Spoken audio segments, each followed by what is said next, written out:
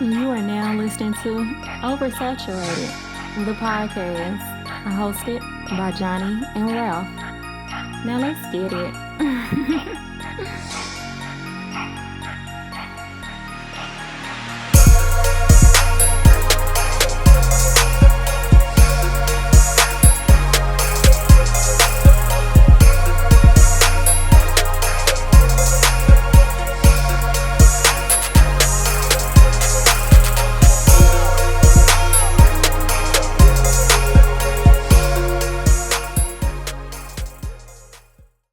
Welcome to another episode of Oversaturated, the podcast, where we discuss music, movies, pop culture, and everything in between. I'm Johnny. And I'm Ralph. Welcome to episode number 244. Man, 244, man. I know a Power Book 2 coming back. I am Raphael Tejada this week. Tejada. Yeah, Okay. Tejada. I like that. New listeners, please follow us on all social media. Facebook is Oversaturated, the podcast. Twitter is Oversat Podcast. Instagram is Oversat the podcast, and our email is oversatpodcast@gmail.com. And please be sure to check out our website, oversatthepod.com. Anything you need to know about OS is there. Yes, sir. If you want to follow us individually, I am the Mind of Rap across your social media platforms. On Twitter, I'm JON, 2_ the letter B. On Instagram, I'm JBS_ESL_AAMU. Also, special shout out to WDJYFM 99.1 in Atlanta. ATL, ho. Shout out to OS Gang down there in Georgia, man. Round of applause. Ralph. Yes. How you feeling, my guy? Feeling good, I guess. You know what I'm saying? I guess because I took my old nigga nap before I came. You know what I'm saying? Feeling good. Energized. Yeah. And then, we had our pre-production bro talk and, had a little shot. I know. I guess I'm feeling good, man. It's just like no complaints for real, man. How about you? I'm good, man.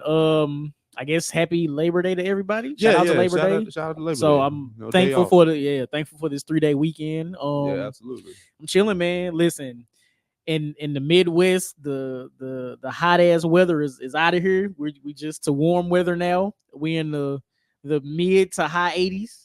At least for today. I was about to say, at least for today. Sure? To listen, tomorrow I think the high is 80.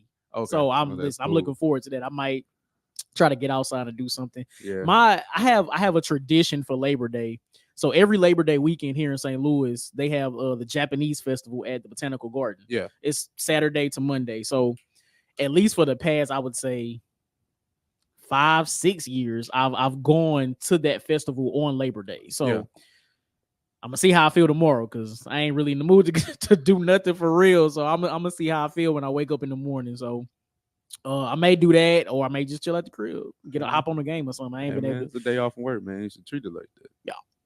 Whatever that looks like to you. Whatever that looks like. Also true. Because that could be something doing fun or just chilling. I ain't been able to hop on the game like that in a minute either. So I don't know if it's. I have a plethora of things that I could do. So we'll see.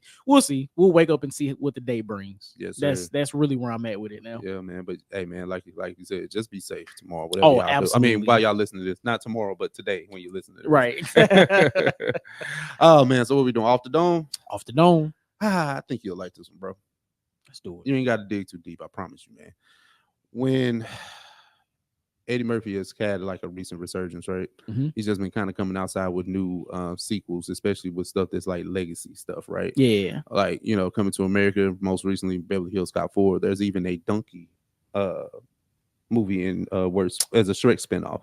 I heard about that. Yeah. And it's a Shrek 5. I mean, it makes sense, right? Yeah. Like, it makes a lot of sense for them to do the donkey. I don't know why they went Puss in Boots first. That's crazy. You know what I'm saying? Like, you get a donkey, his shit. But, shout out to Eddie Murphy. But it just got me to thinking, what if you could give somebody else another legacy sequel? Because, you got Beetlejuice coming out. That's like, true. You got a lot coming out here soon. So if you can give somebody else like a continuation of said franchise, same actor, same cast of bandits, who would you do? What's crazy, if this hadn't happened already, my answer would have been Independence Day. Okay. But that happened. Now, and that was nasty. I'm about to say, with that, Will Smith wasn't in it. Yeah, and that's what I was about to say. It was nasty. Yeah. They went and got everybody except Jeff Goldblum. Was Jeff Goldblum? I don't think he was in it either. I don't think he was in it either. So it's like, all right. That's crazy. That's a good question. Let me think. Now I have my answer now. Of course. I had yeah. Okay, my answer is going to be another Eddie Murphy joint. I was gonna actually say we should just go ahead and make Nutty Professor a trilogy. Oh, I like that. The reason I say that is because I watched not Beverly Hills Cop 4, Axel F or whatever it was called. I actually enjoyed it. I think it was better than 3. Oh no. Like that joint was actually absolutely was great. Like it was like this shit should have came out in the theaters. Probably one of the best Netflix movies ever. Absolutely. I don't know what y'all were talking about. I'm like, this shit is good. This shit was fire. Because it hit. And shout out to Taylor Page. It hit all the points of nostalgia for me. Yeah. You know what I'm saying?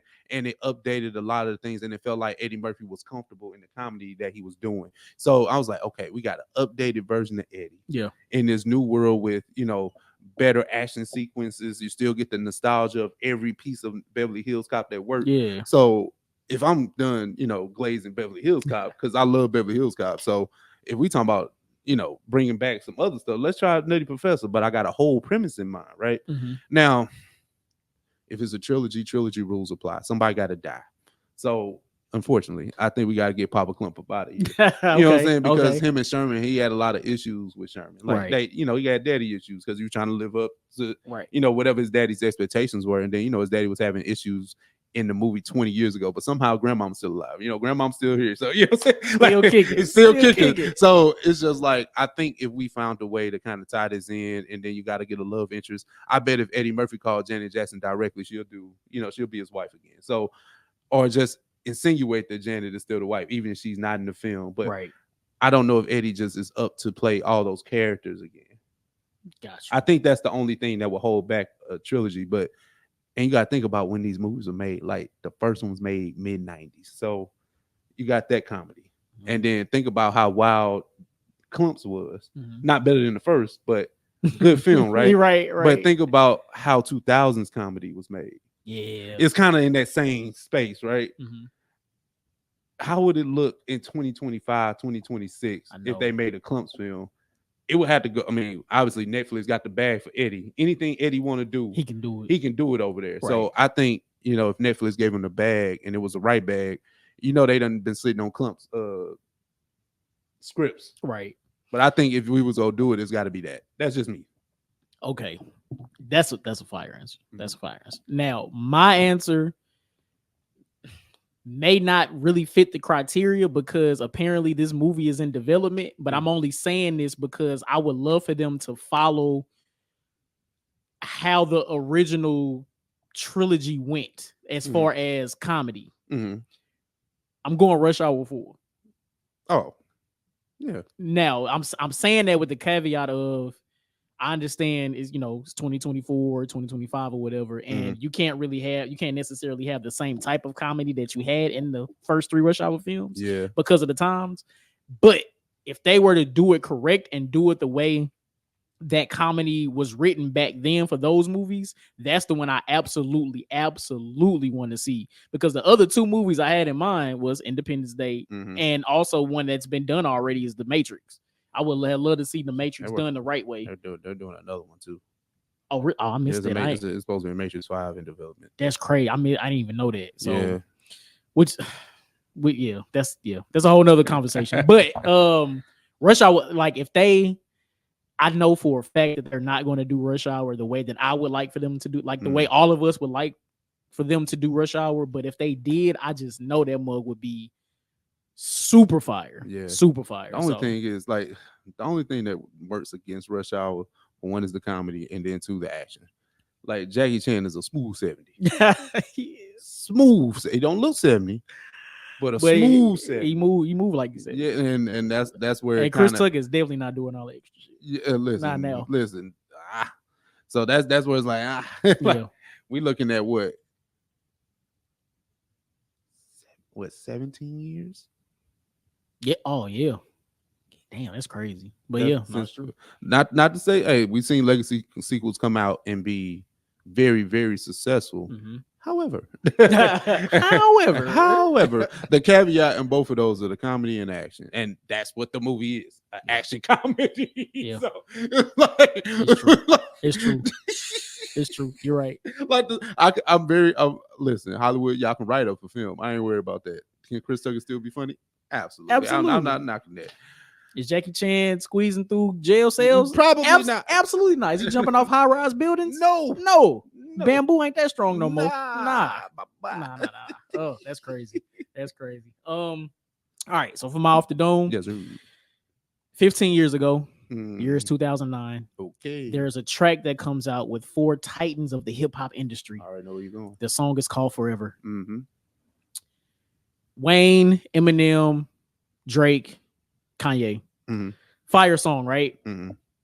I want to ask you, if that song were to be redone today in 2024 with the same 4 artists, I want you to rank who you think would have the best verse to the worst verse out of those 4 if they were to do that song today. Wayne, Eminem, Drake, and Kanye. Okay, that's mine too. That's mine too. I had to look because I wrote it down. I was like, wait, no, that's same thing. Absolutely the same thing. Like, it's not even close. Like, oh my God. I wouldn't say not even close, but I think Wayne, like, I think what's your recent song of the week? It was like Corday and Wayne. Yeah, Wayne went crazy on that. He was definitely reminiscent of a nostalgic Wayne that we were used to. Eminem, good. I think he's better on features than he is like individual, like his own projects. So I expect Eminem to be there, but I think Wayne will clip him just a bit. I don't think there's a gap in there, and that's not even a slight to what Drake does. I think Drake will have a pretty good serviceable verse. Not more serviceable, above serviceable, because that sounds like hate, right? But Kanye, smooth out of here. Like 2024 Kanye ain't really got nothing for that. Yeah, nothing for that track. Nothing for them. Nothing for either 3 of them artists. Now, what I will ask you, or what I want to ask you, let's say the Drake and Kendrick back and forth doesn't happen this year. Does that change your ranking of this? No, because it still has, like, Drake still has to have a song or a verse that stands out, right? Yes. And in 2024, has he had anything like that? Maybe first person shooter, or was that really 2023? Even with that, I still wouldn't count that Drake verse. Okay, because we talk about Cole. Yes. Was that this year? No, first person shooter was last year. Was last year? Yeah. And For All the Dogs, Scary Hours was still last year, right? Oh yeah, all that was last year. Okay. Yeah, because that was on For All the Dogs. Yeah. And that came out before the album. So okay. Yeah. Nothing recently Drake done has wowed me per se. Even at 8 a.m. Charlotte, no, he's on the conductor beat and all that, but that kind of came and went to me, if I'm being honest. True. Like I said, I like Scary Hours Drake, but against what? And we talking about this is Drake's song, so I'm expecting Wayne and Eminem to go crazy. Of course. That's why back then Drake went first. Let me go and get this out the way. I'm get gonna set this this out the way, but I'm gonna get this out the way. because okay. Nah, yeah, I feel that. Before you actually gave your points, I probably would have switched Eminem and Drake as far as verses go. Really? Yeah. Okay. But thinking if you're talking about a feature verse, I think Eminem tries to do something more than what he does on his own, especially with the other caliber of MCs that are on the song with him. So yeah, I got that. And Wayne would have absolutely smoked everybody. So yeah, he would. Yeah. So that's what's up. All right. Cool. I like it. Hey, people, that was Off the Dome, man. If you can give anybody a legacy sequel, who would it be and why? Yep. And then if the song Forever came out today, out of the 4 rappers that are on that song, who would have the best verse? Who would have the worst verse? Let us know. Yes, sir. OS Gang, what's happening? Family and kin folks. Cracking. We got a few topics here on the OS News docket for this week. Let's start here first. Is on a very, very somber and sad tip, but we have to say rest in peace to Isaac Freeman III. Most people know him as Fatman Scoop, who actually died at the tender age of 53. Yeah, man. Collapsing on stage during a performance, which is quite unfortunate. Johnny, what you have to say? First of all, rest in peace to Fatman Scoop. Condolences to his family, friends, loved ones, fans, supporters, everybody. It's unfortunate, man. Like you said, tender age of 53, not old at all. Somebody that we know in the culture as the party starter, somebody that gets everybody hype. guess there's a somewhat of an irony in his transition happening while he was on stage. Like that's crazy, right? Yeah. Doing what he loves. Like you can tell the passion that he had for being on stage and being in front of crowds and make sure the crowd is having a good time and is hype, because that's all, like that's what we know of him in his career. So for him to transition doing what he loved is, I guess it's a great way to go. I mean, yeah. It's like if you look at the the bright side of it, him performing, I think his last words are kind of eerie too. Like I don't get into that. I didn't look at the video. I'm only going off what people are saying, but they I think it's a video of him out here collapsing. I'm good on that. No, that's crazy. That's crazy. I mean, well, that's not something I want to see. People go to concerts in the video, and the video is online, and of course people are going to share it like wildfire. I've definitely like seen it at scrolling, but I'm not going to sit and watch it. I can't. That's not something I can. I'm big good on that. But like if we just talking about the legacy of Fatman Scoop just being one of the biggest hype men hip hop has ever had alongside Lil Jon. I don't think it's even like it's him and Lil Jon, and there's really not too many others that you can think of, right? Maybe I'm missing somebody, let me know. But Fatman Scoop just being so ingrained in the culture for the past 25 years, something like that. Plus being on some of the biggest hits, just being on those hype dance tracks, those hype party tracks. They knew who to call. Absolutely. They knew who to call to get this shit straight. So just rest in peace to just a hip hop legend, man, for real. Absolutely, man. 53 though. Like I think the thing that bums me is because he's 53. Like he ain't old. And I don't, maybe it was just his time to go. He just, passed unfortunately over the weekend, so we don't know what's the cause of death. But the crazy thing about a lot of these elder statesmen in hip hop passing is that they're not that much older than us, right? You don't think about it like that. You don't think about it like that until the transition happens, and then you really get to deep diving into the ages and health issues and things like that. So knowing that these individuals are not that much older than us puts a lot of things into perspective when it comes to just life. So again, man, rest in peace to Fatman Scoop, and condolences to his family, man. Just love on your loved ones, love on them, man, because you never know. You just never know. You never know, man. But speaking of another hip hop legend gone too soon, man, reportedly there is a DMX biopic in work right now. Irv Gotti, who actually just recently recovered from a stroke. Prayers and our thoughts and prayers are with you as you recover from that. I know 50 Cent be controlling. I'm like, God damn, like he ain't gonna never let up. It's up with a nigga when like this nigga got hit the dirt to his own. But long story short, man, what do you think about Irv Gotti working on a DMX biopic? Okay, so you tell me, because I may have missed this in translation. How is it that Irv Gotti can work on a DMX biopic? Well, Irv Gotti being in New York around that time, being the A&R that he was prior to him founding Murder Inc. I think he was one of the people that did discover DMX. So they did have a working relationship, even though he was never signed. To Irv Gotti. So I trust Irv Gotti to do it. I trust Irv. If he was gonna do it, you know what I'm saying? Because I know he was just around X. Got you. See, I didn't know that. So that's why I needed some type of clarification before I just went. And then Irv Gotti, and then there's the other thing too. Irv Gotti has produced that show on BET that was very short-lived, but it kind of brought the songs to life. I forgot the name of the show.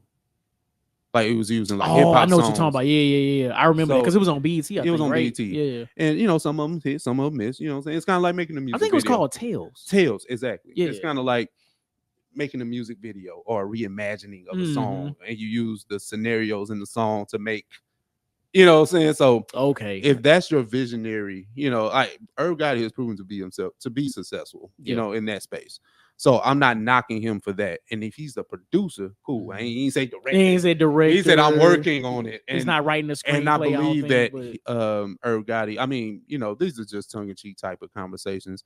I know that if he did it, I know he probably went through the right channels to make sure that it happened. I know him and X pretty much having their rise at the same time definitely helps with that. So This ain't like, you know, a West Coast dude. You know what I'm saying? Like, you know what I'm saying? Like, you know what I'm saying? Somebody that was there and was around. Somebody that had their got- fingerprint on his career. Like when you watch like some of these X videos, like what's going down. Irv Gotti, Ja Rule, all of them in the video. Okay. You know what I'm saying? Okay. So they, you know, so he was there. Because remember, Murder Inc. was a group. It was like him, Jay-Z, and DMX. It was like, see, that's why he my guy, because he making sure I stay on point, because a lot of that information I either didn't know or forgot. Yeah. So no, that makes sense. So no, Irv was around for that. So it's like I said, I trust him with that. It's just that where do we get the X character? I mean, X was a phenomenal actor already. Right. No, so who do you get to it's like who do you get to play Denzel in his own movie? Like, you know what I'm saying? It's like that shit. Like, it's like who you get to play this nigga?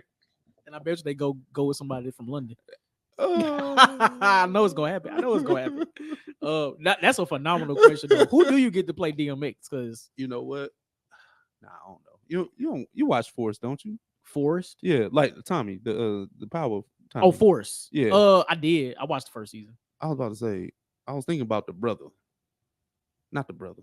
Yeah, the brother. Oh, from was it CIB or something? Yeah, something like that. Is that a reach?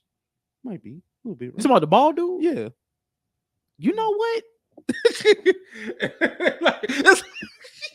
If they put the prosthetic beard on him, I think it might work. We can figure this out. It might. Nah, I think we gotta figure this out. Now the only difference is that dude kind of tall. How tall was DMX?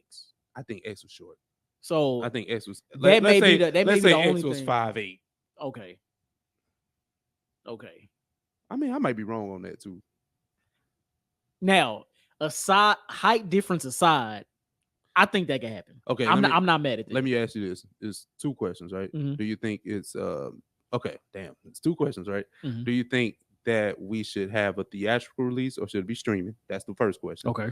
And like we're talking about who would play him, does it matter if they're spot on with the look, or do you prefer someone that's spot on with the acting? Because remember in All Eyes on Me, everybody hates that film, right? Demetrius Shipp looked just like Tupac. But I think everybody was so frustrated at the story and how the movie was shot. Like he got shot, they playing Marvin Sapp. Come on, bro. Come on, bro. That's funny. Come on, bro. That's funny. But I guess like so. Let's focus on this. Do you think DMX deserves a theatrical release? I mean, not deserve. Do you Which think one?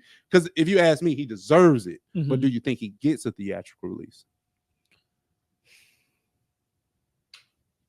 See, my gut says no. My gut says there probably won't be a theatrical release.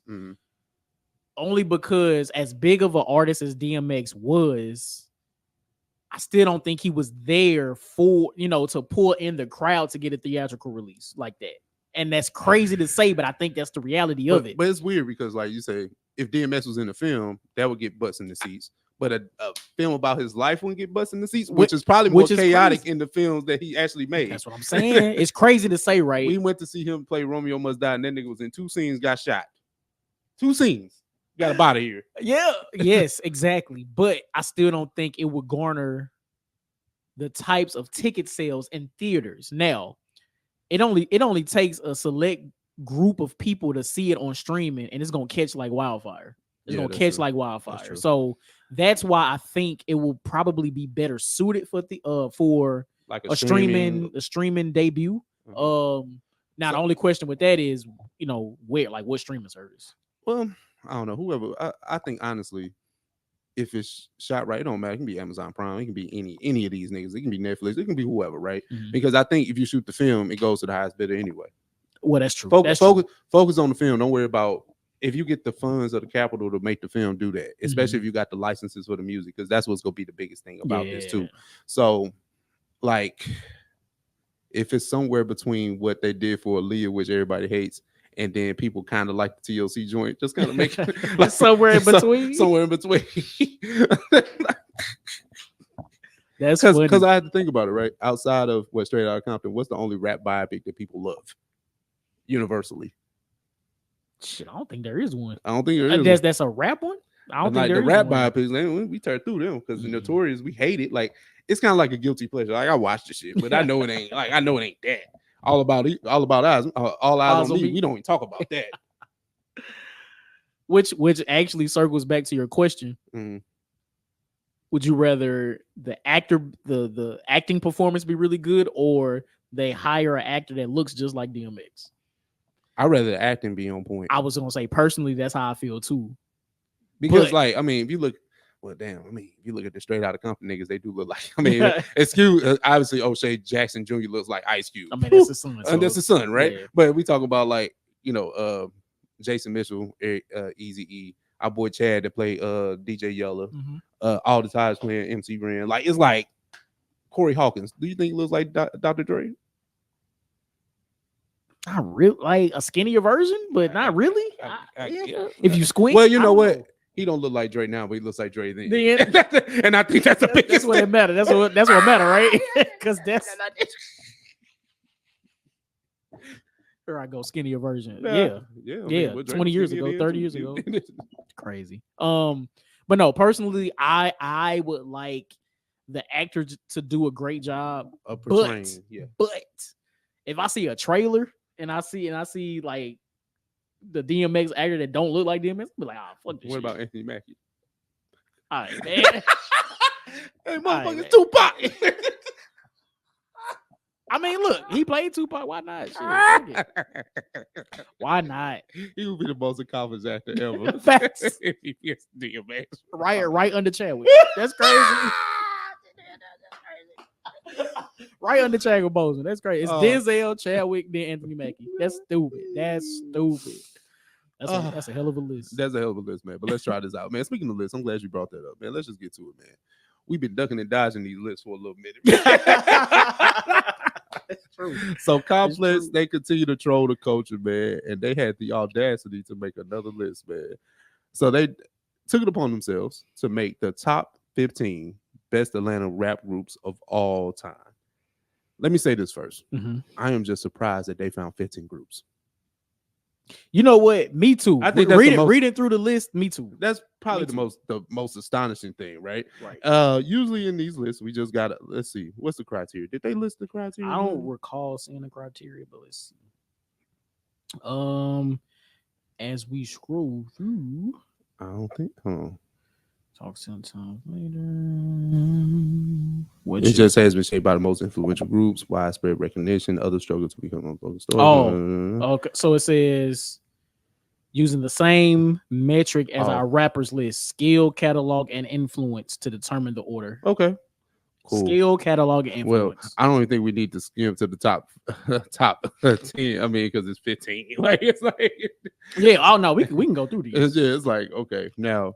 PA. Now these are obviously early people that that's before me, so I'm not really hip on them. So I'm not gonna hold you, but if they're pioneers in the Atlanta rap scene, shout out to them. And it says they helped develop the organized noise sound. So well, if you have organized it, right. If you influence the the OGs to us, you gotta at least be on the list. Yeah. So I'm not mad at now the young bloods being in 14, kind of disrespectful. Kind of disrespectful. Kind of. Like we got to see who's above. I'm about to say based on who else is on the list. So Youngbloods at 14, we'll put an asterisk for now. Okay. For now. 13, them franchise boys. Okay. See? Okay. So wait. Because what's their edge over Youngbloods? Snap music. Yeah, didn't they Youngbloods made Snap music too?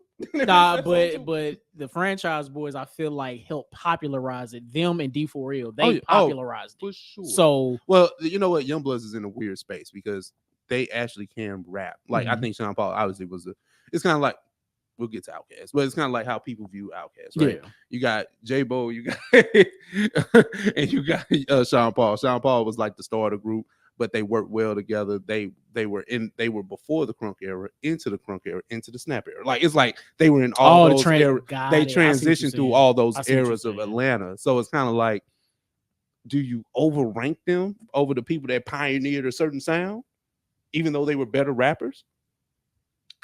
Well, I say yes because they had more of an influence for pioneering the sound of snap. Okay. Or helping popularize it more. Okay, talk me through it. Talk me through it. Now, again, being able to transition through those eras, I think is a great feat. but you're transitioning through something where people are actually revolutionizing what the sound is at the time. So I don't think I'm really that mad at them franchise boys being at least one spot over them. I'm not mad at that. I'm not mad at that. So that's 13. All right. So you got D4L. Well, okay. So 12 and 13, D4L. So yeah, that makes sense. Now, would you flip flop or would you keep them the same? I personally don't think it mattered, but if we're doing it's tit for tat when you come to D4L and the franchise boys, honestly, yeah, it really is. Because I mean, okay, no, you know what? D4L had 2 stars out there. And I was just finna go there. Like, can anybody name anybody out the franchise boys? I can name one, but that's me though. I can't even do that. I know Parlay. That's it. Oh, Darcy shit, guy with the glocks. I knew Parlay. That's it. I knew Parlay. So because, and that's exactly what I was going to say. D4L being at 12, I think makes sense because they had Fable and Shawty Low. So makes sense. All right. 11, we got Arrested Development. I thought they was from Tennessee. No, he just made a song called Tennessee. Oh, damn. Never mind.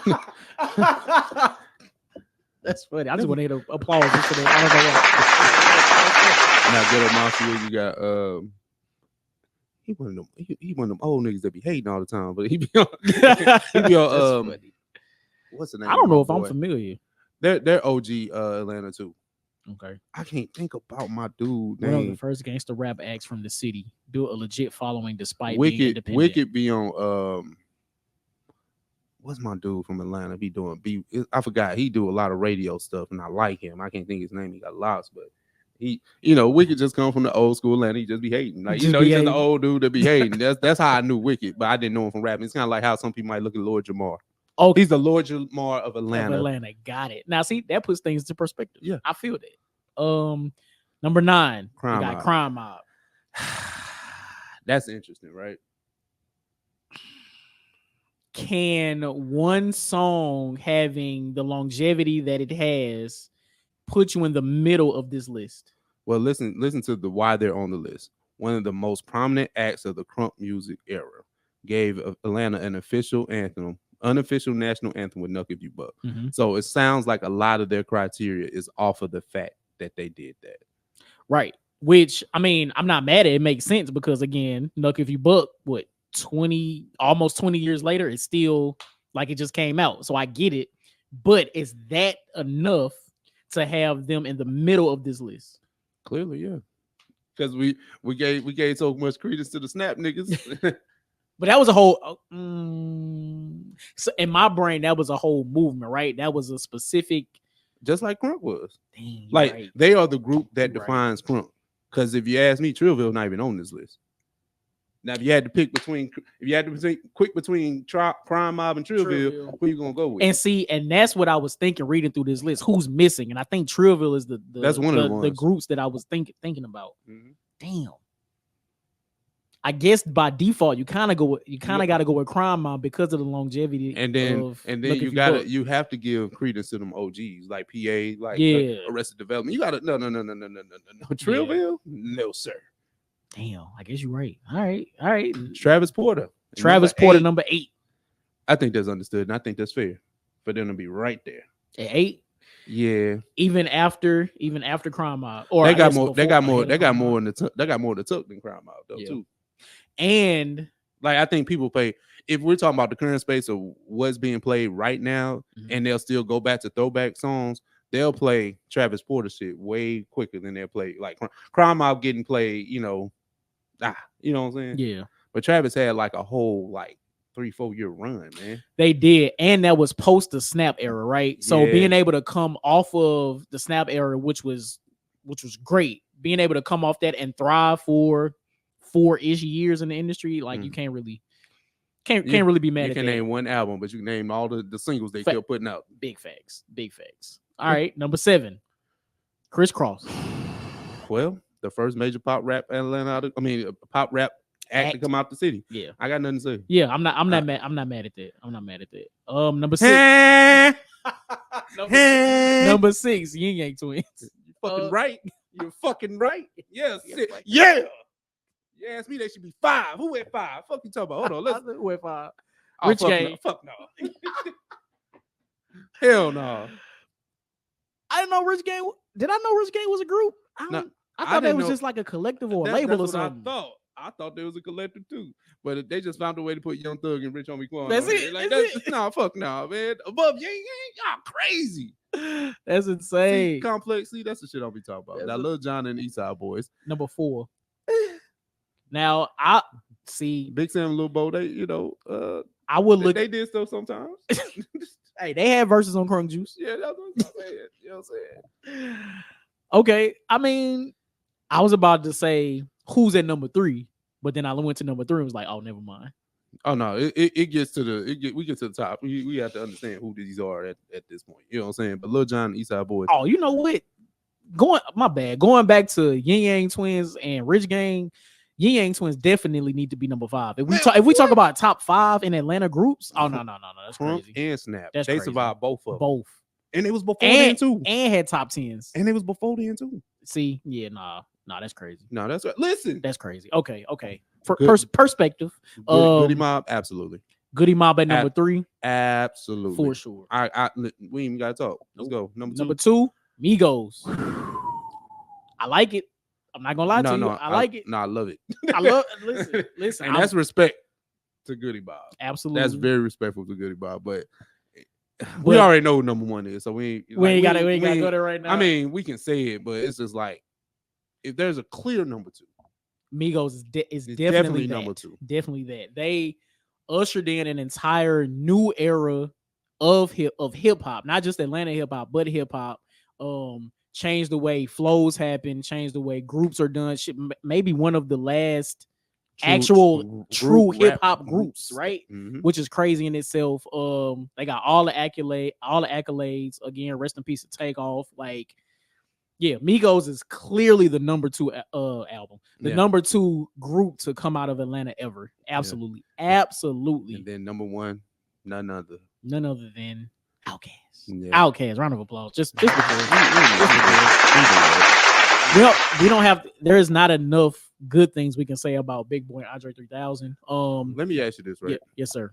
Let's go ahead. Let's just get spicy. Let's do it. Do you think if Takeoff never passed away, do you think there was a way that the Migos Outkast conversation could be flipped? Nope. Okay. The only reason I say that is because even though Speaker Box and Love Below were dual albums, dual disc or whatever, Migos doesn't have nearly the accolades and album sales that Outkast does. In a time where you actually had to sell physical copy units and all that kind of stuff. Mm-hmm.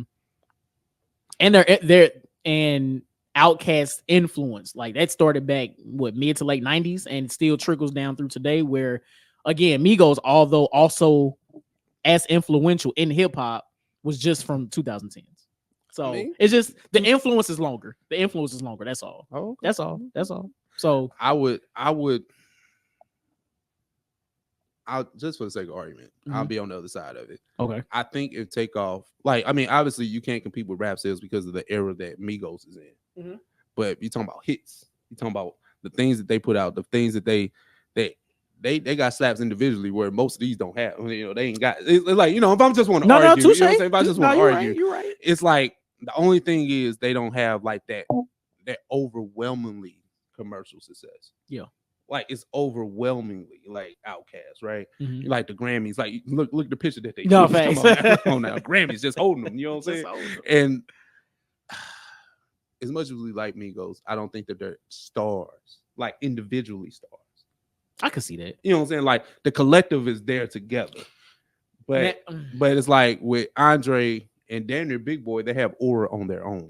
Oh, absolutely. Like the aura is there on their own. So now I'm making a blame for Outkast. Okay, well, never mind. Outkast it is.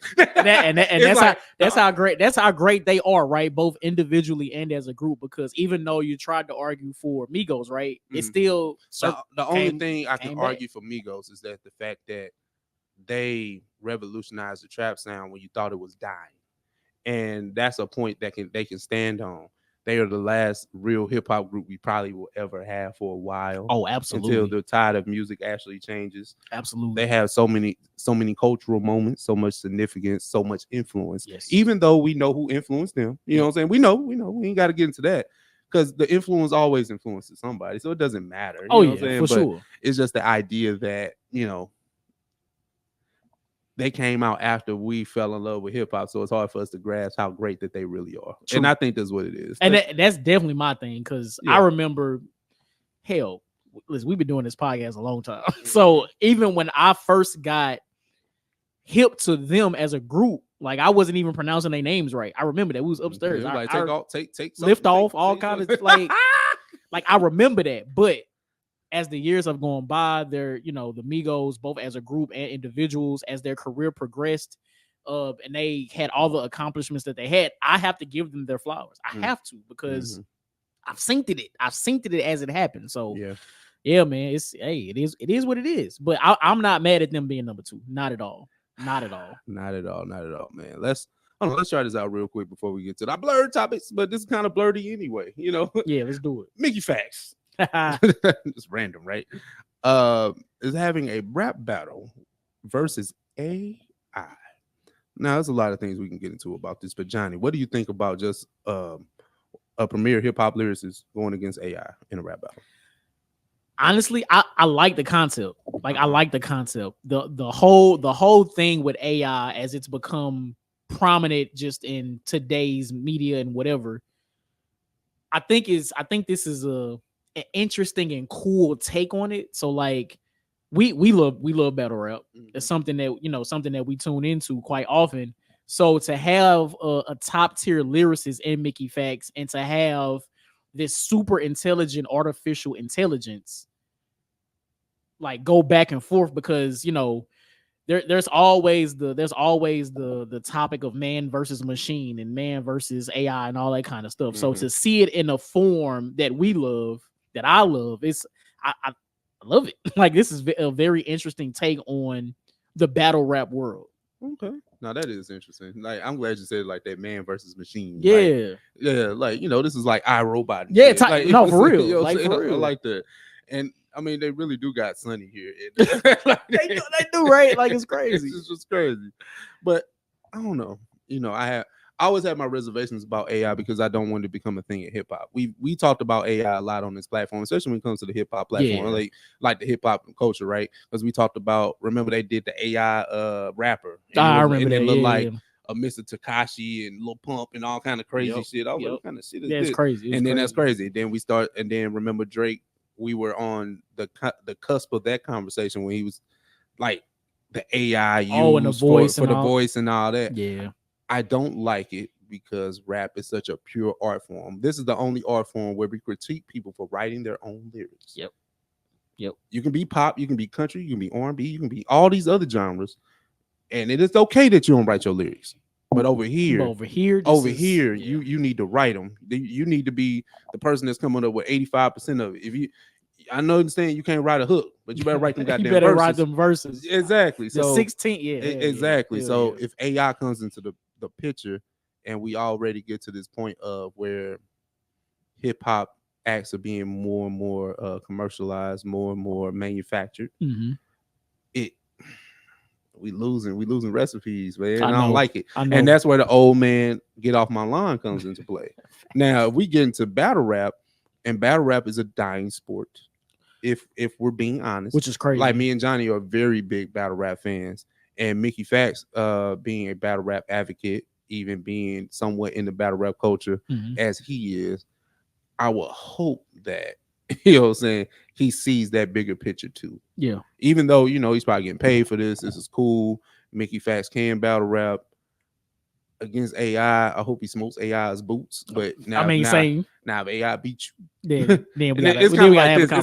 It's kind of like, you know how the bigger battle rapper in the situation says, like, hey, if I beat you, I did what I was supposed to. But if you beat me tomorrow, your name is on posters. You know what I'm saying? Like, hit me holler. But I'm just saying that exactly. So if Mickey Facts beats AI, he did what he's supposed to. But if AI wins, it's kind of like, damn, this AI shit, you might have to look at this. And see, first of all, if I lived in, so this is happening in Atlanta. If I lived in Atlanta, I would absolutely buy a ticket to go to this, because this is just too intriguing for me not to see in person. And then Rick Ross performed too. You got me there too. Yeah, see. But also I'm wondering, what, like, first of all, who's programming the AI? Because again, AI does have to have somebody to program it for it to work. Whose rap consciousness is going into this AI? That's what and that's exactly where I was getting to, right? So like, do you program all battle raps in history, or do you program all battle raps from the last, let's just say 5 years, the last year? Any specific battle rappers that is skewing more towards? Is it women? Is it men? Like, it's so many factors that go into what the battle rap AI could sound like. Like, it's so interesting. And then it's just gonna be a big ass CPU sitting up there. Is it an actual robot? Like, what is it gonna look like? That also plays a part into it. Yeah, because we watch battle rap too, and then sometimes it's not all about bars and deliveries performance. It's delivery and performance. Yeah. So is the robot gonna be up there making gun poses and not like, or is it just, I lift up pump? Yeah, like it's like all that type of stuff is really intriguing. Like, I'm about to go, like, go there, let me see this shit. Like, this shit crazy. You think they put this on YouTube before we get out of here? Probably not. Okay. Like, you know what? Maybe I can see this being behind a paywall for a specific amount of time. Like, I would pay for that. Like, I would absolutely pay for that. I think it eventually gets to YouTube. It has to. Yeah, because I absolutely have to see this. Yeah, I have to see this. But anyway, shout out to Mickey Facts and iRobot them. Before we get out of here, blurred segment, man. We go talk about these topics real quickly. Spider-Man 4 news has hit the interwebs, I like to say. Yeah. Spider-Man 4 will now be a multiverse related movie and will begin production next year. And it will be set in between Doomsday and Secret Wars. Johnny, what you gotta say about Spider-Man 4's possible plot change? Trash. Okay. Trash. Because we just had this in Spider-Man 3, No Way Home. It was the same thing. Or somewhat of the same thing. Yeah. One thing that we've mentioned with the MCU currently in the multiverse saga is them being able to go back and forth between grounded stories and multiversal stories. Yeah. And to have 2 back-to-back multiversal Spider-Man films, I do not like it. Yeah. I don't like it.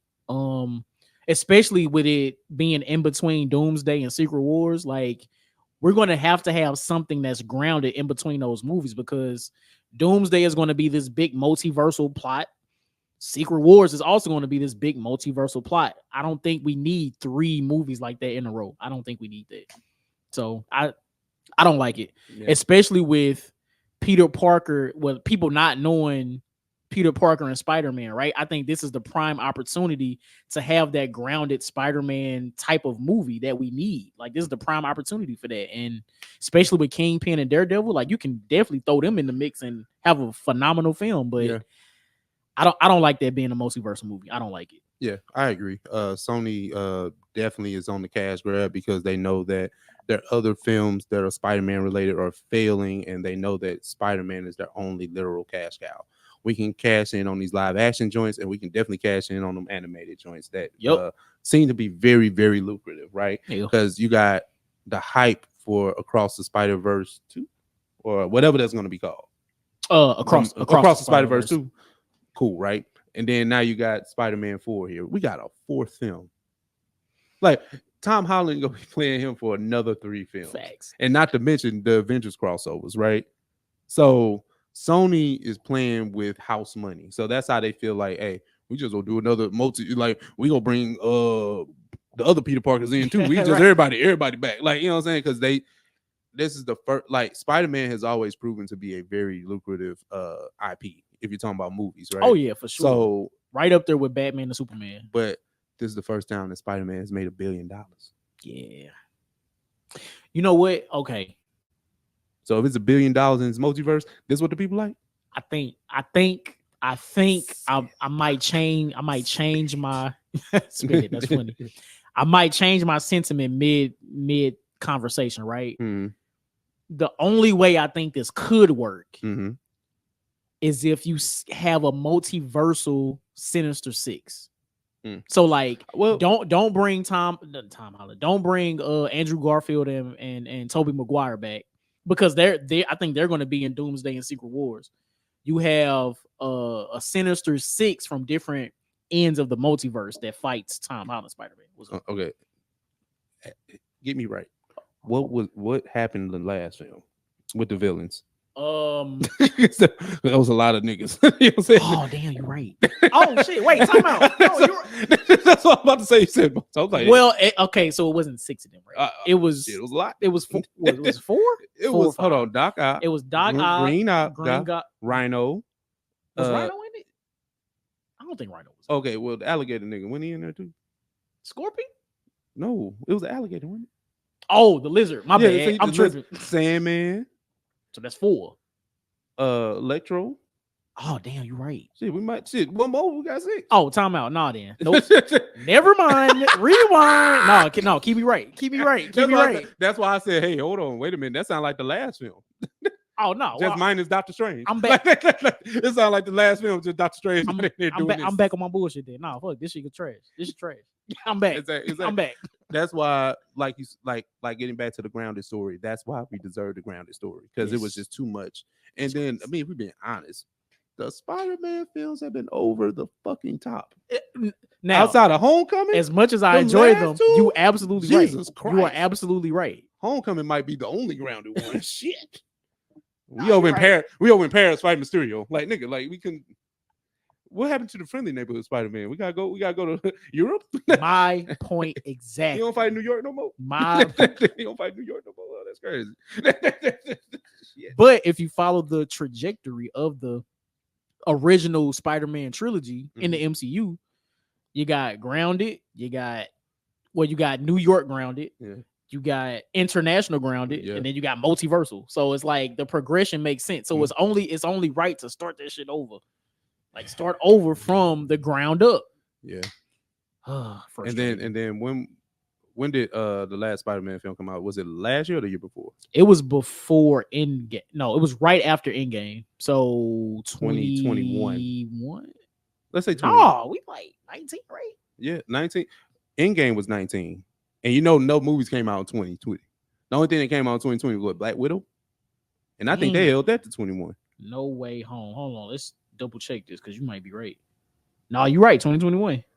So we now 2025. Like they're starting to film it in 2025. It's coming out in 2026. Yeah, because it's in between. So it's coming out after Doomsday. Doomsday comes out in 26. So it may come out. It may be like late 26. Yeah, or early 27. So Jesus Christ, that's insane. Yeah, that's insane. But man, let's talk about these what ifs, man. Let's do it. I like this, man. I like this topic. Now it was a topic floating around on the socials, on the X, Elon Musk's app. But it says Thanos was the first villain who actually won. And then it has a picture. It says the first villain who actually won is none other than Baron Zemo. We got to sit here and talk about Captain America Civil War. Johnny, going back in hindsight, knowing everything that we know about the original Infinity Saga, do you agree with the sentiment that Zemo was, first of all, the first villain to actually win? Yeah. And secondly, do we underappreciate him as a villain? So Baron Zemo is absolutely the first villain in the MCU to win. Absolutely. Because his main goal was to tear the Avengers apart, which he did. We don't get Infinity War or Endgame like it was without Baron Zemo breaking everybody apart. We don't get that. So absolutely. Oh, you want to say something? No, I'm letting okay. I absolutely agree with that. Yeah. And which made me think, why is it that, because we have conversations for years about the best villains in the MCU, and to my recollection, and you correct me if I'm wrong, but I don't ever remember, and I'll just speak for myself, I don't ever remember bringing up Zemo as far as great villains in the MCU, and he 100% is, just because of the way that he went about his plan and his plan actually succeeding. Like it was crazy. Yeah. You know what the thing is, right? We herald the villains that have all these quotes and bars, and they're a little bit outwardly with their how they beat niggas up. Yeah, like, you know what I'm saying? Like Killmonger beat the brakes off of T'Challa, right? Facts. Shit, twice. Thanos was beating the hell out of all the Avengers. You know what I'm saying? They had to go back in time, you know, time heist and all that shit to beat him. Yes. Even with Loki, he was beating the brakes off of them for a while. You know what I'm saying? It was a lot, right? But when it comes to those unsung heroes, and then kind of even getting back to what you said about Zemo, right? Zemo plan worked. And like you said, we don't get Infinity War and Endgame with a lot of the storyline that Civil War set up. You don't get a lot of Black Panther without what he set up, because that nigga killed his daddy. Yep. That nigga killed my father. Like, you know what I'm saying? You know what I'm saying? Like, he blew. Well, hold on. Who actually killed him? Was it Zemo? Yeah, it was Zemo. Oh, Zemo blew this shit up. See, exactly. See, that was Zemo dressed as a Bucky Barnes. At my point exactly. So he was very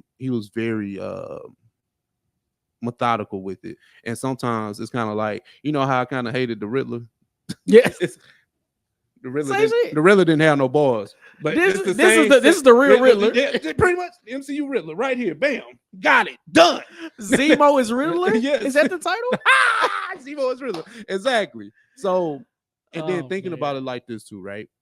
That's why the MCU tries to go back and rework a lot of those villains that felt like y'all missed the point on the first time. So if you look at Ultron, facts, they're bringing him back. We had Zemo come back. We had Zemo come back. We did, because y'all didn't appreciate what they were in those. I like Civil War as the totality of the film, right? Because I think most people get caught up on the fact that Bucky killed, Tony Stark's parents. So it's kind of like, the conflict is internal. So we ain't focus on Zemo. Which Zemo knew that would happen, right? Exactly. Which is why they didn't catch him until the last minute. Like, it's exactly. And then T'Challa was the one that caught him. Like, he was chilling. Like he was chilling. He already knew the plan. So he was like, take me. Right. He's like, take me, brother. I'm good now. They're fighting. They'll take me to your chamber. take me to Wakanda. They treat him like a great, like, you know what? Wakanda jail probably ain't that bad. Like, man, what? Hell no. They got 5-star meals. They got vibranium and everything. Hey, listen, I'll just be here in jail Wakanda. I think that was the plan too. Like, let me kill the king. Then take me back to Wakanda shit. Knock his ass. Oh, that's funny as hell. He knew them Africans was forgetting. Like, they ain't gonna do shit to me. I hear they're very nice people. Look at that. They got the best jails. Let me go over there. Wakanda prisons. Oh my God, that's funny. But no, man. No, Zemo is definitely one of the top tier villains in the MCU, and his motive was simple.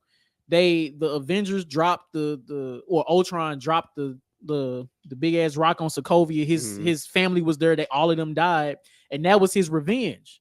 That was his revenge to break up the Avengers, and that doesn't happen without like all of the leaks of all the Hydra files on the internet. So that's going back to Winter Soldier. Like, it's so see how things in the MCU were set up for Zemo to just win. Yeah. Like he said, it takes all it takes is patience to bring down a empire, and that's all it took. And I mean, think about it like this. Like he said, I know I don't have the powers to defeat them. Like Zemo, like we didn't see Zemo throw a punch. Nothing. He might have had a pistol, but I don't know if he he went into the third and waked up Bucky. He was like, Zang.